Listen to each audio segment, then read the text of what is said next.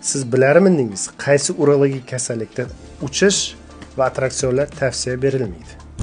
Bu siydik tosh kasalligi, ya'ni buyuragida tosh bor bemorlarimiz.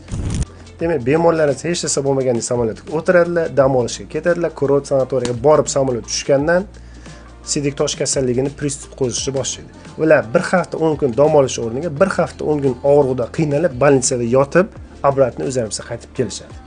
Yana bitta informatsiya aytib o'taman. Buyuragida tosh bor bemorlarni 80% bu haqida informatsiya ega bo'lmaydi. Qachonki pristup beradi, ular o'shandan keyin bu haqida bilishadi.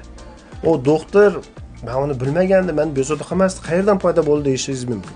Siydik tosh kasalligi yillar davomida rivojlanishi mumkin. Ya'ni bitta tosh hosil bo'lishi uchun yillar vaqt kerak bo'lishi mumkin.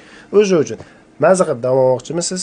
Bitta doktor maslahatidan yoki siydik tosh kasalligi sizda bo'ldimi, qachondir bo'lib o'tganmi, bitta doktor maslahatidan o'tishni tavsiya qilamiz. Sog' bo'linglar, salomat bo'linglar.